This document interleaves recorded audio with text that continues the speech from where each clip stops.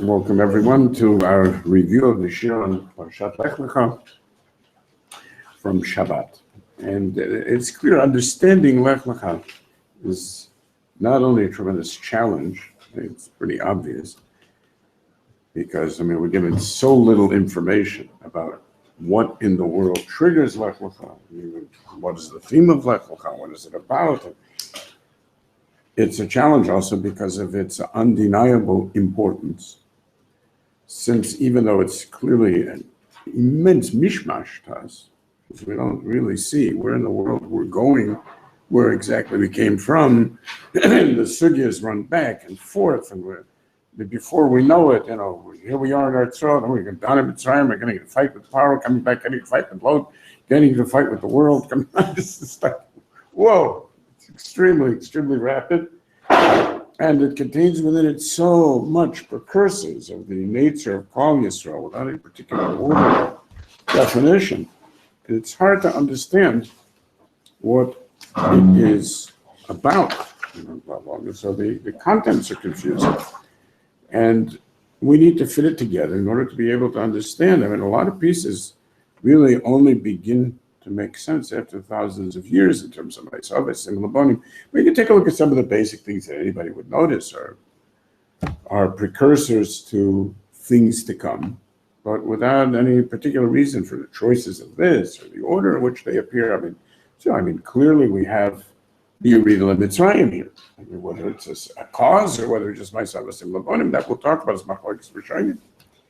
We have the Rechush Gadol in terms of the Rechush of Avram Avinu himself.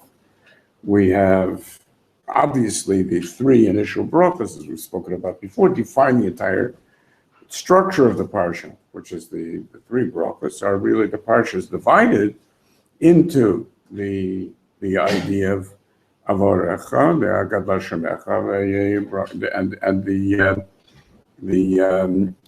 the Goy Gadol with Agad Lashemecha. So we have basically the description of the Avarecha B'Rechush, as Rashi says, and that's the whole first part.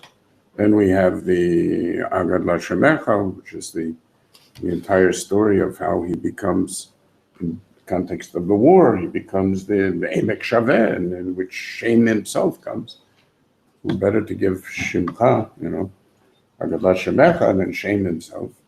And then we have, at the end, the Zerah, and the story of the birth of Yishmael, and the, again, understanding that Yitzchak is to come.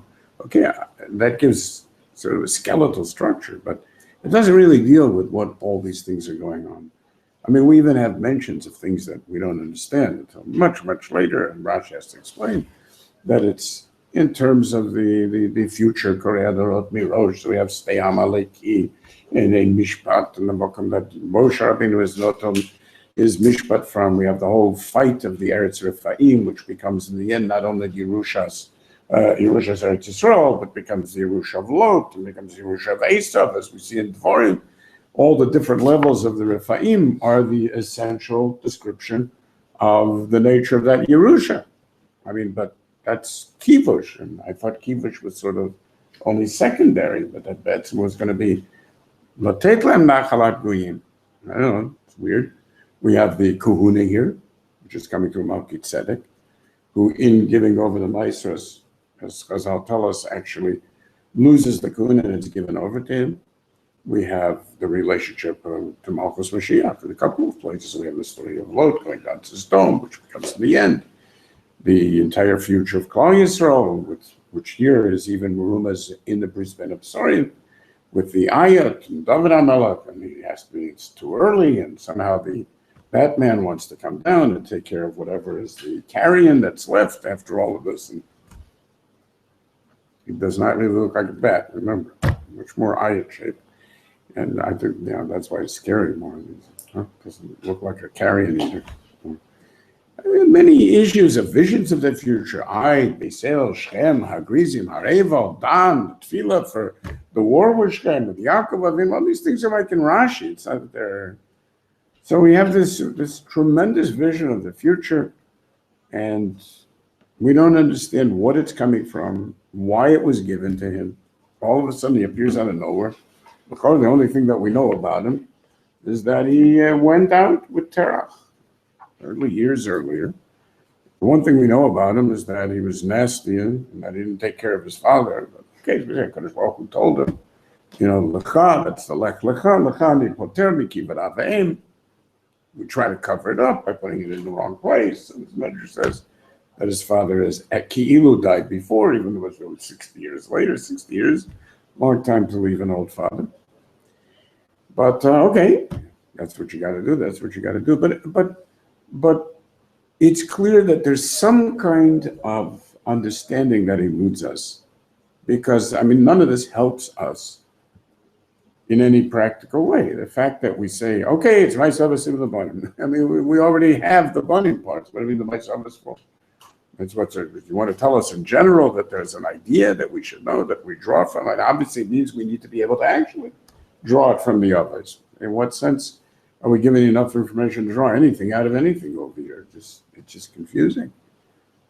So in terms of the transitions, maybe that's a key, because Chazal always look to openings and closings. The transitions are very clear. It's obvious what transitions us between Noach to Lech Lecha and between Lech Lecha and Vayera. That's very, very clear. And that is the idea of Abraham as being someone who is indeed Yoshev in these areas. This was Abraham not as a Holech, not as a Lech Lecha, but rather as somebody who was settled, as the Rambam describes, not merely settled, but was a leader. This is a Nefesh Hashasu b'Charan. So whether it's in terms of Haran where he went, or whether it's, as the Rambam says, wherever he went around creating these debating societies and publishing magazines and basically stirring up trouble wherever he went. And we understand that he reached the height of his development, which means that those years after the Dora Palaga, in which he's achieved now 54 years of further development, that, okay, so things have gotten us to this change, and now he begins to be a Holech, whatever that means. Okay, I understand that. And obviously that's very important, because Rashi already accessed that idea, that his darga, his halchos, is the entire nature of the distinction between the first doirais of Noach and the development of the Umas Ha'elam, and the later change to Avram. And that Noach wouldn't have been Nechsham B'dor Shel Avram Klum, but that's only true after Lech Lecha, not before Lech Lecha. There's no Yishalchus. We don't find the Yitalech Lefanai until after the Lech Lecha, which obviously we expect to Noach, because it's Yitalech Lefanai Ve'yeh Tamim, which can't be that we're starting out with a new Gedarga of Tamimus that comes after Yishalchus, because Rabbi Bachya explains that the levels in terms of their Darga that are reachable is Tzadik, Tamim, and Mitalech. So it's not possible to say you're going to say Talech Lefanai Ve'yeh Tamim should be in that order, unless we're talking about a completely different Darga of Ve'yeh Tamim. So we don't really know the qualitative changes that are taking place until we come to Lech Lecha. I'm not saying we understand it, but they don't take place. In other words, up until now, we see Avram Avinu as the height of the development of the doors of Noach. He appears within that period, and it's only afterwards that he changes. It's because of that his name is changed also. And the remez in that the Avram means that you were only Av La'aram says that. The idea is that you were local. So that local aspect is not just that you were local, but that you were the Av of Aram. So that the specific success that was achieved by him was achieved within that context. The change of that now, the change is going to be Av L'chol Olam Kula is the Lashon of Rashi, and the Lashon of Pasuk Av Hamon Goyim, which becomes the Yatzei Gvulot Hamim, the Mispar B'nai Yisrael, and that's up to Shivim. Those Shivim were connected those Shivim, and yet we don't begin seeing him as really being Kailal, the Shivim, in any new way until we come to Lech Lecha. So that transition, whatever it means, it's conceptually, I don't know, but the transition is clear. And the Torah spotlights that transition. indeed, with the tremendous chiddush of the Shinui Hashem, which comes from having achieved this new change of Lecha. The change between Lecha and Vayera is also very, very obvious, because the change comes from Nimolu Ito. It's the closing words, and opens up Vayera Elav Hashem in terms of the Milah per se. Not only in terms of the Milah, the simple meaning that Refuah is the Broch Hashminis, because Milah is Stricha Refuah, and all of the din that come from that, but in the deeper sense of the change, in that the V'hu Yoshev, in the first pasuk already, that the V'hu Yoshev, and the difference between Tasiman and Vanecha, that this is the first time that HaKadosh Baruch Hu talks to him, in which he's conscious, in which he's able to maintain his position, and the Elohim Nitzav Ba'adas El, and the potential for the Shivim of Sanhedrin only really becomes available then. So we understand there's a totally different darga in terms of human consciousness there, because it's the change in the capabilities of Nevi'ut is a change in the darga of Ruach HaKodesh and what it is that your mind can take without being blown, So that's obviously something that's totally new. So that change is stressed. Problem is what happens exactly in the middle. I mean, if perhaps the middle, we could say we should be magdir with those nisyonot that enable him to make the transition to Milah, which itself is one of the nisyonot. I mean, if that's true, first of all, it's big machlokas whether the nisyonot begin here, as most of the Rishonim learn, or whether the nisyonot already began back with Kivshana Eish. I mean, that was one of the nisyonos somewhere. So, I mean, if we want to say it's about the nisyonos, we're going to have to go like those Rishonim, including the Rambam, who make it very clear that the nisyonot can only come here. But there's an obvious reason. It's not a chance in hell that the others are right. And it's completely impossible. Simply because the nisayon can't be something that happens to you. It has to be something that is organized as part of a Hashem Nisa, or Kim Nisa, because otherwise it doesn't count as something that has to do with uplifting you or anything at all. It's just part of your development. Nisyonot are not part of your development. They are, in fact, specific openings to issues that normally would not have been problematic for you, and that suddenly become problematic because of the fact that they are set up as an Isaiah. It's a completely different meaning, and it's a completely different need for it, and so on. So it makes no sense at all to talk about things that appear only in Midrashim as Nisyonis when we have no information of this Nisyonis. No, we went into the creation of what he was. But anyway, let's assume for a moment that this parsha begins the Nisyonot. Maybe if we analyze the Nisyonot that occur here, we can understand better why it is that they would have to be separated from Vayera. But let me tell you something. If it is, then it's a pretty poor job. I mean, because Lamais, as we pointed out before, Avram comes across as an anti-hero, not as a hero. I mean, everything that he does over here is just barely gets by the skin of his teeth. It's not as if he's like, wow. I mean, most of what he does, you take a look at the Rishonim, I mean, he sounds like a horrible failure. But I mean, you talk a lot with going to Choran and spending the time with his father there. I mean, it's amazing. The Rosh says over there,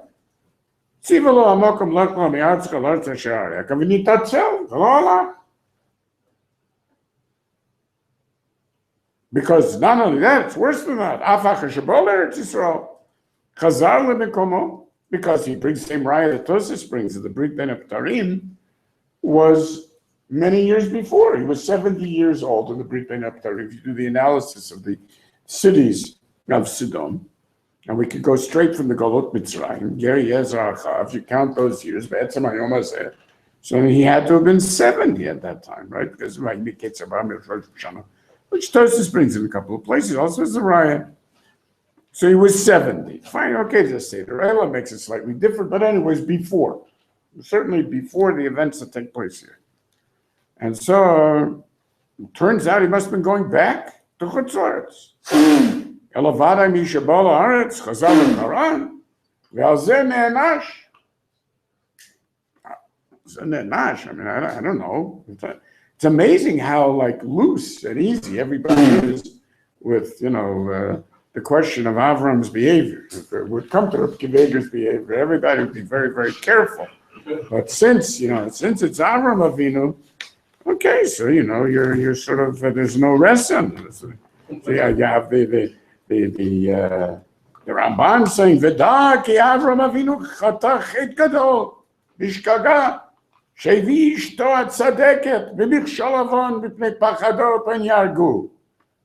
Well, what is Pashut? He's a lowlife.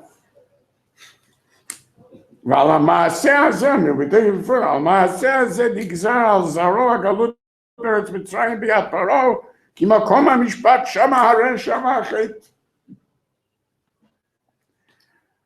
Okay, listen, I'm sure there are the Korahs, obviously, Midrashim for this kind of things. The Zohar, and the other Ramban who talks about the Chet Gadol of leaving Eretz Yisrael. That's why we were Nenash also, and going down to Eretz Mitzrayim, because he went down to Eretz Mitzrayim. Okay, that's a Zohar. I mean, that's the only Mocha that I know of. You're talking about so many Gemaras and so many Inyanim to stress that particular approach. Okay, what can you do? But I'm saying we're very free and easy. So he did a horrible job on all of these. The squeaking by in the Nisayan of the Mitzvahs Milah, which we find out, Einor Eshkel Mamre, Balei Brisim Avram, because he didn't want to do the Milah, so he went to them for an Eitzah. You have to go to a Goy for an Eitzah about whether you should listen to HaKadosh Baruch Hu. And the best they can come up with is, you've gone so far already, Numan, might as well go all the way. After you dedicated your life to doing his Ratzin, I mean, why not, Again, it's like Shvach HaMaises. You listen to the Radak. This is about Avram. I mean, but Avram's not the only person that we go after here. I mean, what about Sarah? Says the Radak, V'lo na'agaz Sarah b'zel midat musar, v'lo midat chasidut. Because what kind of business is this? Omar HaChacham, ma nava ha'mechila be'et ha'yecholet. When you're strong, that's when you have to learn to be meichel, That's Schindler's List. So she has the power over Hagar. So she should be mochelet. What is she treating her like this? God only knows what she did to her. אפשר שהייתה מכה אותה, מקללת אותה. לא הייתה יכולה לסבול. הוא פרחה מפניה. And you see, לא היה טוב בעיני האל. How does he know? Because the Malach said to Hagar, Ki shama Hashem el onyech. Obviously, he feels bad for her. He feels bad for her. I mean, it must be that it was the wrong thing. If even a Malach feels bad, how good could it be, no? And the bottom line is, Yeshiv la bracha tachat onyah. So, it's terrible. Even Avram lo manas sarai milanota. Obviously, he didn't agree. But what can you do when your wife's angry? I mean, it's a I mean, after all, why is it? It must be Bishum Shalom bias. Everybody knows that. And therefore, Hasipur hazeh nichtav b'Torah, you wouldn't believe it. This is the nice officer of the Bible. Why was this written in the Torah? To learn what not to do from the office. So don't act like that. So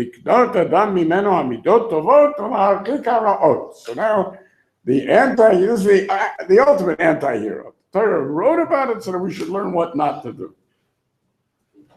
Woo! Okay. This is the Radak. Right. I mean, obviously there's a reason for this. It's true. You wouldn't write such things about the Reb Kiva. So what, right? Because that's the point. And we understand that the Avos and Imos are given to us as developing personalities that are meant to reach the Darga that we're to learn from. And therefore, Adarabba, in every error, we find part of that heuristic process in which we come to take for granted certain behaviors that are the way we are, and they become default behaviors. And that's the kinyan of my similar money. And so because of that, people allow themselves to be much more makel and how to be done, because that's what's written here. It's written here in order for us to be done, not in order for us to figure out what's right necessarily. Not criticizing. I mean, just it seems a little bit difficult to justify this amazing parsha of Nisyonis and barely passed, and all of those that were not only weren't passed but were disastrous, is and I mean, it's how you smoke, says Ramban. What is he going on over here? And he could have been Megalim, not going down because of the Rav, and so on. Terrible, terrible, terrible. Okay? So maybe that's part of the limud itself. What would it say? What would it say, essentially, about this period of transition between, well, we have essentially three Avrams then, right? So we have the Avram, which is the Avram of Noach's time. We have an Avram in the transition from Noach's time, which not coincidentally is the Haftorah of this parsha, right? Which talks about the transition between Shem and Aver, Melchizedek, and meeting Avram, and the Harash meets the Tzoref, a builder of the Teva, meets the one who went out to be Mitzareh following the Brios HaKadosh Baruch Hu. And so obviously the description that Rashi gives us about that entire meeting is an unbelievable description brought from the Medrash. But you can only imagine the terror on both sides, right? You're basically dealing with antithetical visions. One is a top-down vision, one is a bottom-up vision. It's in the context of war, where Avram just murdered a lot of the grandchildren of the previous ones, claiming that there was a justification for changes that were coming on it. Of course they were terrified. How often does it happen that something like that works out? Over years, each one says to the other one, Chazak, and they work together, and there's a smooth transition between the original Avraham and the Avraham to come.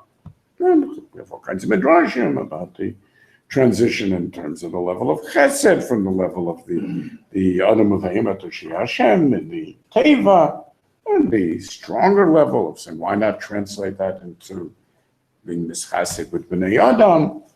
And Avram Avinu, I understand whatever the interrelationship is, it's not coincidental. And of course, it takes place during this period of transition. We have Avram of this Lech Lecha without Mila, and then we have Avram as the Mila, and in the end as the Kiarei Elohimat. So, we start off with a level of Ava, we go to a level of Yira, and we have these various stages, which obviously is very important to understand. So, what definitely seems to be an overall fact about this transition is that there was tremendous resistance to it. In other words, on each level, the resistance that appeared to us in how it is that Avram reacts, the behaviors that appeared to us to be totally outrageous, which the Rishonim are talking about over here, and which, mind you, it's not that he does this once. You go back and do the same thing twice if you don't learn your lesson the first time. It's strange. But whatever it means, whether it's in terms of our difficulty in understanding, or whether it's the reason for the actual continuous friction, whether it's Avram and Paro, Avram and Abimelech, Avram with the Malachim between themselves, Avram and Lot, and the question of his arguments about Yishmael, yes, no Yishmael, and letting go, and so on. There's resistance, there's no question about it. And so that ends so much resistance that it leads to those awful words that we so resent. For God's sake, let go. What do we got to suffer all of these years because you like your kid? Shema b'kolah, get rid of him already. That's in the end what you're going to, would have been so much easier. It's like the Hitler problem, you would have made one telephone call. If Churchill would have been in charge, we would have avoided 200 million deaths, One telephone call, get rid of him then, just imagine how easy things would have been, right? And at every single level, we end up seeing a disappointing Avram to us. Sometimes it's even outrageous Avram. And all we know is the problems that he faced, not one word about what was special about him or why he was told Lech Lecha. So how are we supposed to learn anything from that? I mean, even the big deal of Lech Lecha. What's the big deal of Lech Lecha? You know, go away from where you are. Go away from where you are. That's what's the big deal. Especially if you take into consideration that he already left. I mean, that's what introduced the end of the last parsha. He had already been Yotzei Lecha to Eretz Canaan. So he already went to Eretz Canaan on his own. This is before Lech Lecha. So because you back him up with the Tzivui and Hashemayim, so this is a problem. It's a big nisayon.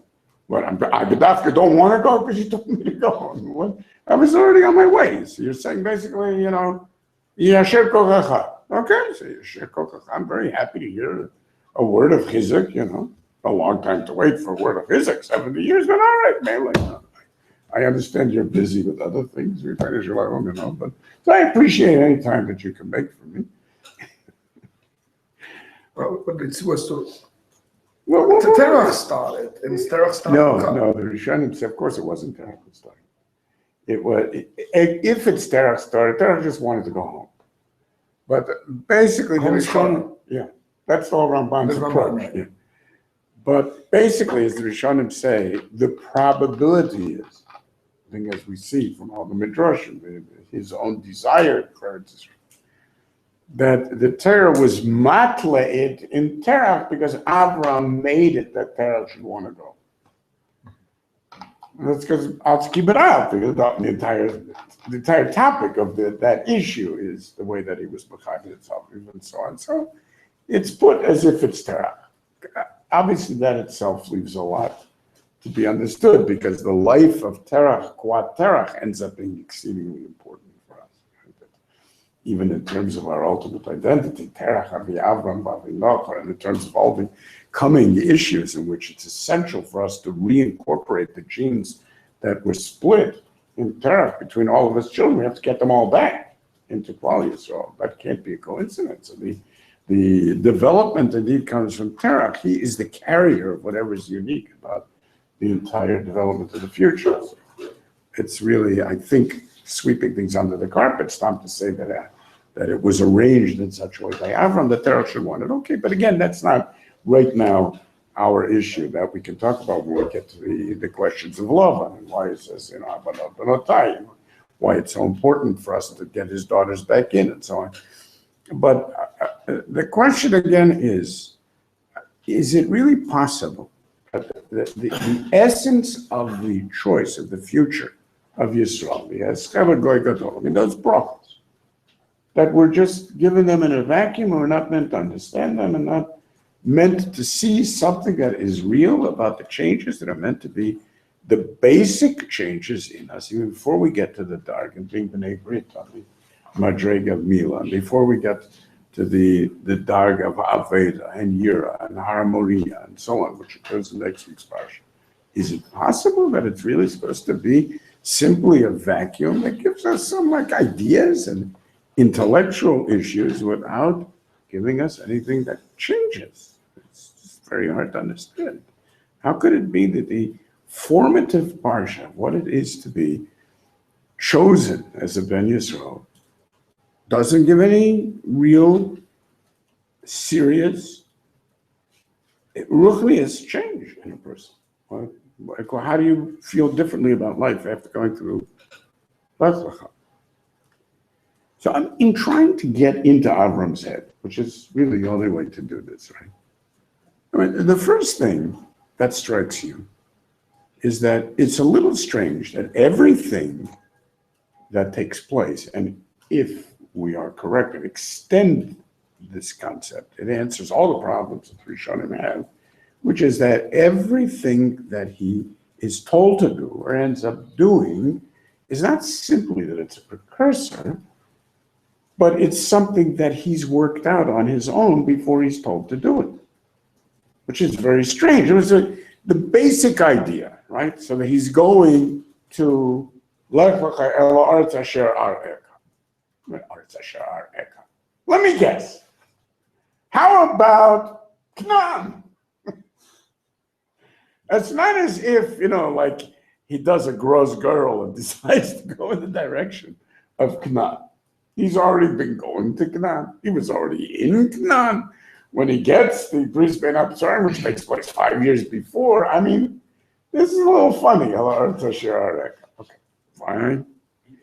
The same thing happens again. So later on, in next week's parasha, Lech Lecha once again. This time, it's Lechad Ha'arim Asher Omar Lecha.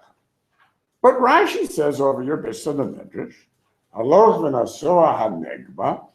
What's hanegba? El Har HaMoriah. Shekol nesiyotav were only towards Har HaMoriah because that's where he needed to get. That's where he needed to get.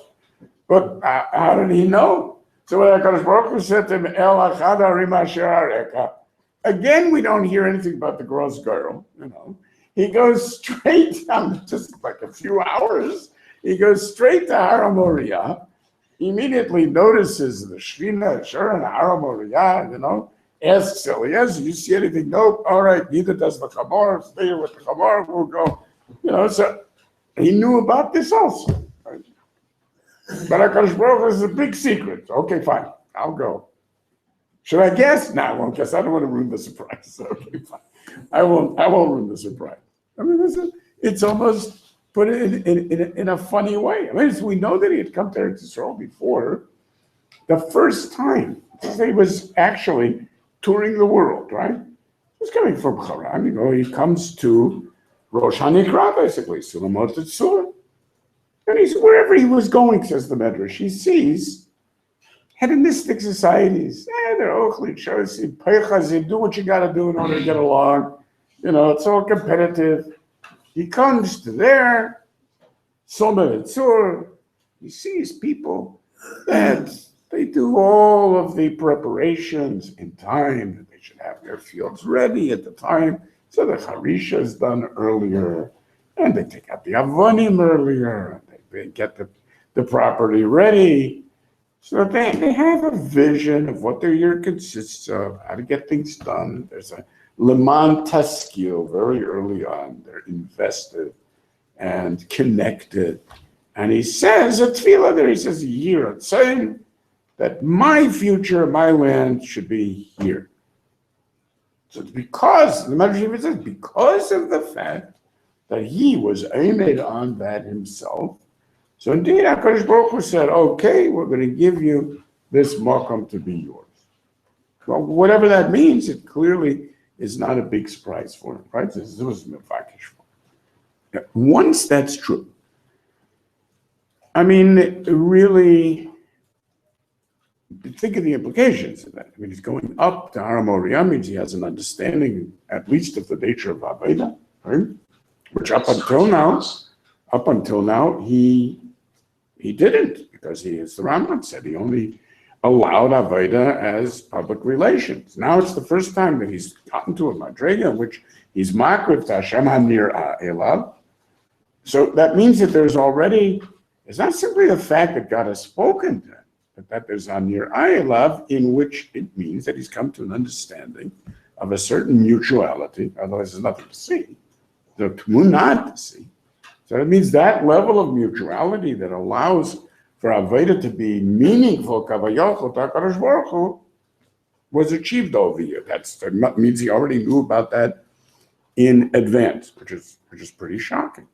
So tell me something. Do we really believe, I mean, looking at it from the point of Avram and not the Rambam, do we really believe that with this level of awareness, right, after he's already heard 5 years previously that Yodoa Tidaki Ger Yezaracha Eretz Lo Lahem Vavadum Vinudam, I'm not going to tell you. Maybe he could say, let me guess. How about Mitzrayim? Obviously, that's what he would say. So first of all, from the very simple reality of his involvement in the political facts of life. I mean, this is his life. Nimrod, the Palaga, everything that takes place there. I mean, he understands where things are moving. Obviously, if you're within striking distance of the most massive civilization that is going to leave its mark thousands of years in the future. I mean, what, he's got to guess? Let me guess. He's got to guess? Somebody like Avram even has to guess? Obviously, the next place is Mitzrayim. Understanding that the nature of Ra'av, exactly as Ruth understood the nature of Ra'av, as Naomi understood the nature of Ra'av, in its implications for breakdown and functionality and malchus and social structure and so on. I mean, you're telling me it was obvious to Naomi, but not to Avram Avinu. The idea of kippah kadash shebatamo, or the idea of needing to leave because it's a time of complete breakdown, and this is the Isha Yoshev and Yaset, and so on and so forth. These are things that take place later, so he couldn't understand that. So that his choice of going down to Mitzrayim, you're telling me that was just, he needed a parnasa. There's nothing to do with the Rechush Gadol. He was told he's going to be going down to a place for Rechush Gadol. And it's a coincidence that he came out of Mitzrayim with Eretz Goshen, which would be the place where indeed, Vayisham Lagoy, that's where the Rechush Gadol comes in. That's all coincidences, So God took advantage of his Mishigas and all right, well, we might as well get a good, hold on the future. Come on. I mean, how are we supposed to believe that kind of thing, right?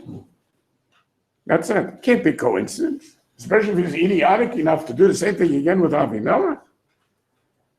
And I mean, there's all kinds of things that when you have unanswerable questions that we have, those are not rejections, those are keys. They're meant to be keys. They're not going to sit there and you're going to say, this was a terrible sin, this was wrong, that was wrong. I mean, Adarabah, let's look for what was right instead of for what was wrong. And then understanding it from his point of view, and when you have something that is so meshuggah, that even Paro is able to articulate how insane it is.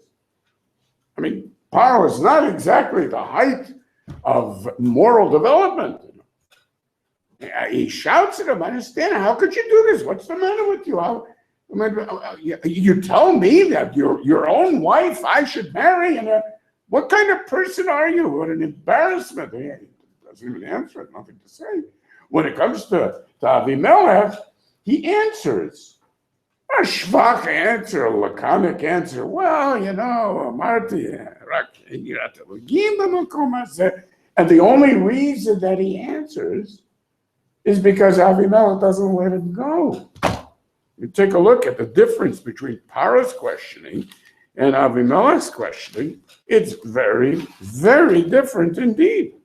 What happens over there is that what he says is, where am I? It says to him,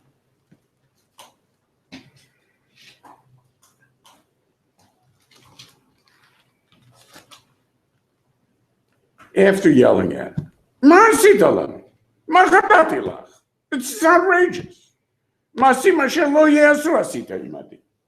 of a sudden, we have another puzzle out of nowhere. Vayomer Avimelech Avram. He's in the middle of talking to him. What do we have? Vayomer Avimelech Avram. Maybe Paro wasn't interested in an answer. I need an answer. I want to know. This is crazy. These are not rhetorical questions. So Paro asked him as a rhetorical question. We don't have that repetition. Avimelech doesn't ask it as a rhetorical question. I demand an explanation. That's the meaning of that closing puzzle. I'm not yelling at you because you did something wrong. I need to understand how a person like you could possibly be so crazy, right? You told me they understood this, they had what to say to him, and he had nothing to say back. Oh, but come on, it's absolutely that they should understand something that Avram Avinu doesn't understand. There's a chit gadol that he brought in there. What's interesting is that they really wouldn't marry. They wouldn't have taken Sarah unless they killed her. Fine, okay, that's great. Interesting thing. All right, very nice. Oh, it's a nice taina. So what indeed is his response? And now we take a look at the issue of Yishmael. what is this? HaKadosh Baruch Hu is telling him, the whole thing is going to be different. I don't understand. You don't know the difference between a shivcha and an isha. Hagar, shivchatcha, Sarah, ishhtecha. I'm telling you, you're going to have a son from the person that you went the dafka to reproduce with. This was your vision of the future. And he comes back with this weakling thing, Well, it's not as if he's going to say to HaKadosh Baruch Hu, but really, Yishmael should have a place. Well, if only, what do you mean, Lou? What is this? Wistfulness? It would be so nice, yeah, but I guess, but maybe you'd be nice about it. I don't want to say anything much, but, what kind of tefillah is that, Bichlal? It's the strangest thing in the world. Say what you want. If only. All of that, and then, my God, are we going to take the development that comes afterwards, which is so striking? What happens with Hagar? And that's like a small issue that comes about because, if only. I mean, look what happens over there. And obviously the order of the parsha is not definitive here. It's what it is that Avram is looking for that is defining things. That's the way we in Chazal understand Hagam Halom Ra'iti. I was used to sing Malachim to Beisar Shel Avram, but I mean I never thought that I would be Zercha on my own. But that's not big Zocha on your own. Remember, here's the story. Vayimtza'a malach Adonai al ein hamayim bamidbar al ha'ayin b'derech shur. 3 re'iyas in one pasuk, right? Shur, Ashurenu, al ha'ayin, al ein hamayim. What she immediately notices is ata el ro'i. Exactly, because it's all about re'iyah. But re'iyah was exactly what Avram had first discovered here, because Hashem Nir love for the first time. This Nir love was the first time that he really had an excuse for true Avodah. So this is what she was zeicha to. And she gives the name in terms of a bris. You're the Malach Kayama that I was zeicha to be seeing over here. And this becomes a makor of a be'er that's forever. To the fact that my life is part of this re'iyah. Who ever thought of such things? Who ever was zeicha to such things? I mean, even Avram, we saw his re'iyah only as being just now. Okay, so the Malach says to her, Hagar shivchat sarai, emi zebat, ana telechi. Next pasuk, vayomer la malach Adonai, shuvi el gvirtech mitani tachat yadeh. Next pasuk, vayomer la malach Adonai, arba arbed zarech, lo yisaper mirot. Next pasuk, vayomer la malach Adonai, inach harav yaladet bein, vekarat shmo Yishmael, ki shama Adonai el Lech, 4 malachim. Every mimer needed a new malach. Every mimer needed a new malach. It means that each one is a new darga that the previous malach wasn't capable of saying. I mean, this is it's just unequaled anywhere in Tanakh. Well, what is going on over here? This is Stam. You're going to tell me because of the Radak's, just to make up for it because she's so sad. That's what it's about. And then when she comes in, she's like, don't forget that Alom is Lashon of Malchus. Ki yaviani el Halom. That's the Altikrav Halom. But Moshe Rabbeinu won't get Malchus. And Al-Ken Karal Ve'er Be'er Lachai Ro'i. Amazing. So that the vision of Yishmael is actually given to her, not to Avram. Uye Pera Adam. Then Avram Avinu calls him Yishmael. It's like this reciprocal relationship of his desire for Yishmael. This is like a weakling's request that ends up developing an entirely new history for nothing. But she's venerated by the Arabs for this reason. To them, she's an aim, not a shivcha. But she has all of these amazing visions that indeed give her a darga of what appears to be imahut. Barnea, the pasted eyes are not working. I have another pair. It's become a name in the Israeli society also, Hagar. Yeah. But in their version, is Hagar represented the same way she's represented by us, or because they have their own? I mean, obviously, she was the one that was, he was the one that was Nikra, but in terms of appreciating the imahut of Hagar, you have to ask the expert. David knows all about it. Everything. That has to do, as long as it has to do with Ishmael, he knows. How is their version of Hagar? Oh, well, that was kind of sarcastic. No. No, I want to answer about the question I'm asking. no. Okay, so if he doesn't know, nobody knows. Sorry. Once made a mistake 4 years ago. Ask me when you Yeah. Okay. go to the Shiko meeting. So this is one of the shocking things. I mean, the shock of it is also in the context of the unbelievable contrast, which is another one of these unsolvable to almost everyone problems of his laughter versus Sarah's laughter, the tzchok. And then Sarah's tzchok, Lama Tzachaka Sarah, which is exactly what he did, which HaKadosh Baruch was very happy about, the Karata Shema Yitzchak, and so on. And then it becomes part of the whole vision of Midas Adin, and Yitzchak Karla Chazera, and so on and so on. Okay, so I understand we gave an explanation for that, a beautiful explanation of the difference between the universal and the personal. So Halaven Me'ah Shana, nothing to do with me. That is the shock of the unbelievable possibilities, which is the nature of din in general. So it laughs because it punctures assumptions.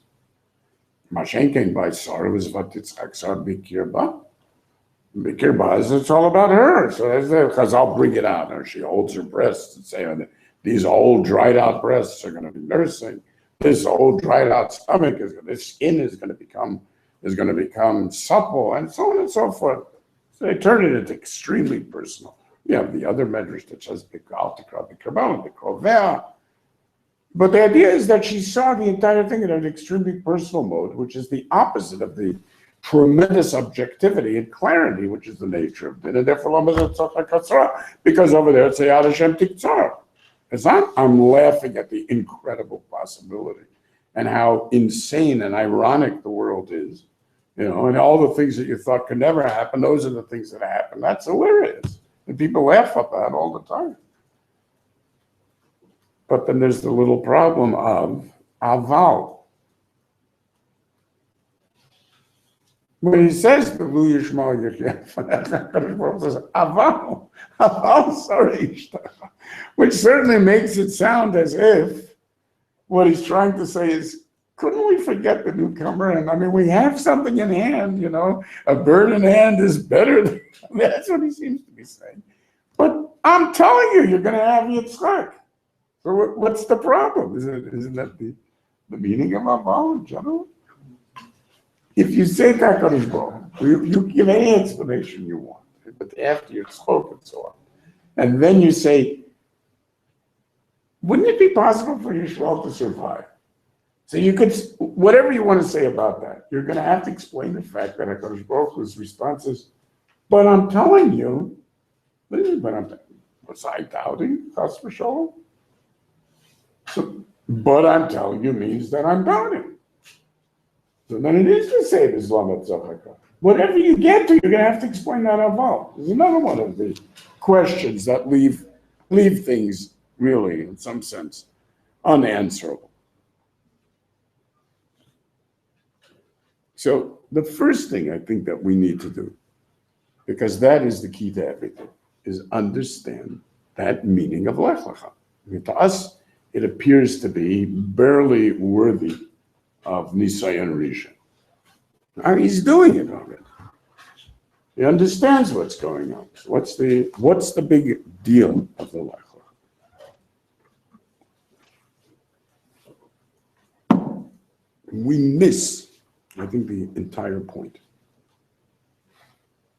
It's amazing how words tend to take on, in time, completely different meanings than they ever had. Mamish amazing. This is the Rambam in the Pirush HaMishnayos. Asara nisyonot nitnaseh Avram Avinu v'amad bekulam. That's the Mishnah. Ha'asara nisyonot nitnaseh Avram Avinu kulam devar hakatuv. That's number one. Don't let anybody fool you. But it's things that you'll find in the Medrash. That's exactly what he's telling you. These things have to be in the Chumash. Okay. The first one is Hagerut. Ba'amro yitbarach lech lecha mi'atzo. We forget that the meaning of the word Gerut, which has become for us some type of conversion process, has absolutely nothing to do with conversion. It has to do with moving. That's unbelievable. So the first Nisayan is Gerut. So when Avram Avinu is called the Am Nedivei, this is Nedivei Amim Nasafu. Who is the Nedivei Am Nasafu? It's only the Amalei Abraham. Because why? That he was Tchilo Legerim. We always think that means he discovered God first. Nothing to do with that. He wasn't Tchilo Legerim until now. It's amazing. You missed that, right? Okay. So this is the Gerut. It's exactly the same thing that happens with root, exactly the same words, and you left everything behind. Exactly the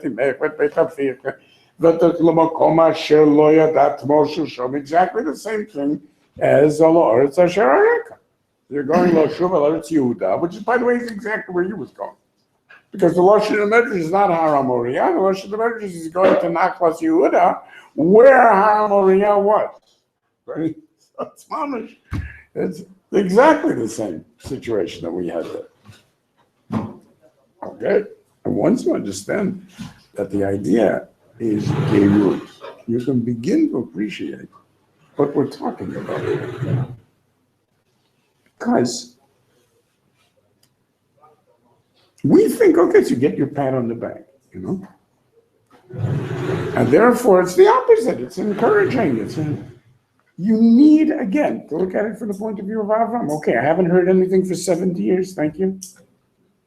So I've done a heck of a lot in 70 years and achieved an awful lot in 70 years. So was it good? I mean, something nice to say about it, right? I have something very important to tell you, Avram. Will you get a move on, please? Move on. A therapist tries to do this, right? There's a patient that's sitting there bitching for hours, and I'm telling you exactly what, and obviously the answer is move on. You try telling them, move on. It'll take you 3 years to tell them, move on. But you're dying to just say, will you get a move on already? Please, enough. This is what you tell straight Avram Avinu, who has managed to survive all of these amazing pressures, and he's stood up to Nimrod, and he's changed the entire society. He's got this massive movement, and he's got this nefesh. How can we move on already? It's like, oh my God. It makes no difference where it is you thought you were going and what you wanted to achieve and so on and so forth. Because once you hear those words, what it's telling you is, and again, we read these in the Rashi and Kan, Yata Zocher, what is he doing to the perfume and so on and so forth. But we miss the main point. The main point is that no matter what you will do, it is eternally limited, definitively limited, existentially limited, which I know you don't believe, by the context in which you are currently serving. Therefore, no matter what you do, you will only be running around in circles within the givens of that context, and you'll never be able to escape. Never. Indeed, the whole opening of the Rabbeinu Bach is Holechet Chachamim Yechtam V'ro'eh Ksilim Yeroah. So you think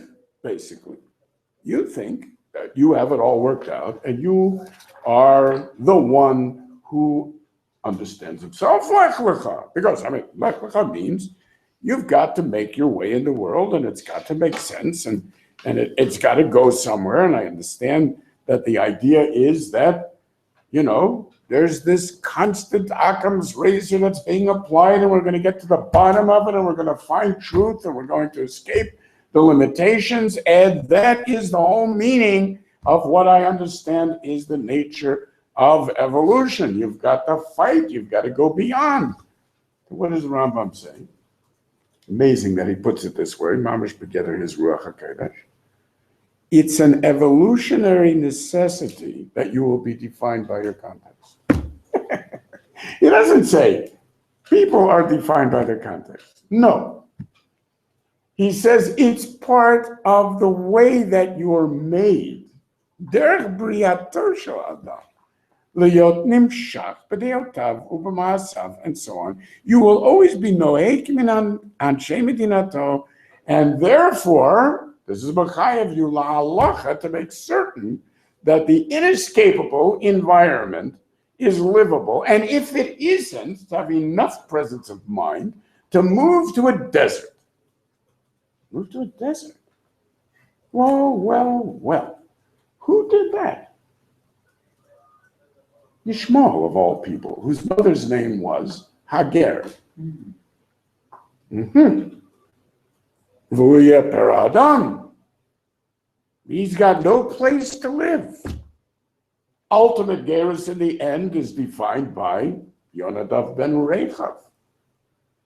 Never build a home, never settle down. That's what our grandfather told us. And chas v'shalom, we should be over on what he does.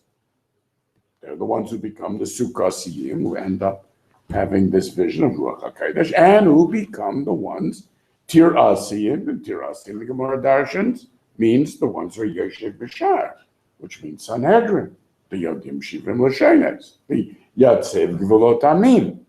So that means that this issue of Gerut is not something that just happens to be the first of a series of Nisyonot Avram.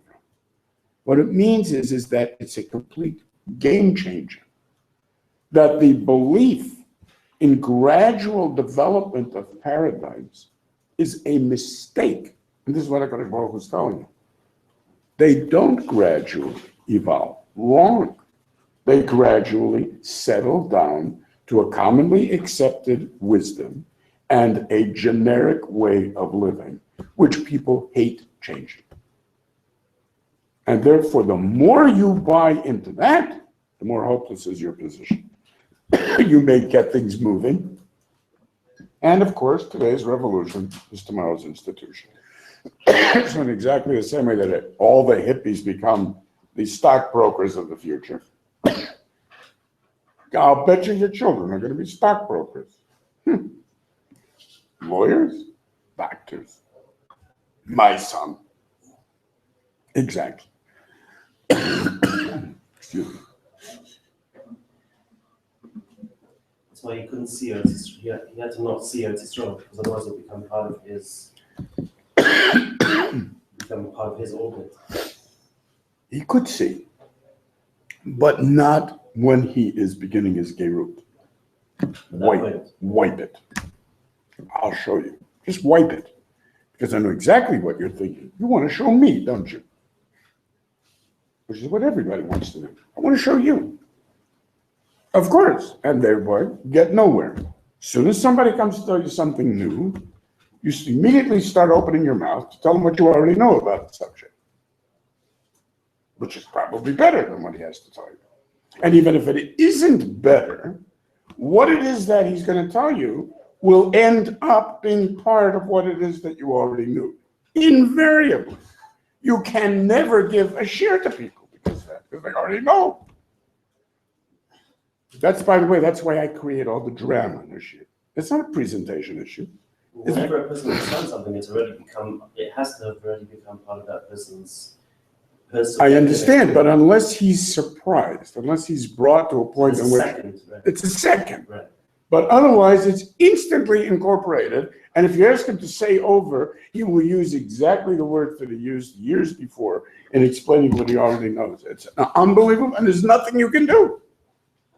It's horrifying. This is the idea, this is the nature of scientific revolutions. This is Kuhn's idea of the way that paradigms change, only in a revolutionary fashion. There's never a gradual, evolving change in paradigm. This is the idea of Gales. Because what happens is, instead of change, there's adjustments. So it becomes unbearable because of the questions you have on Copernicus, on pre-Copernicus world. But it's okay because you can keep adjusting. So you adopt your model. What's the basis of that model? Your space. Here you are on this little rock, and look at this. This star keeps coming up in the east and going down in the west, and that's the bottom line. I mean, nobody's going to deny that, are they?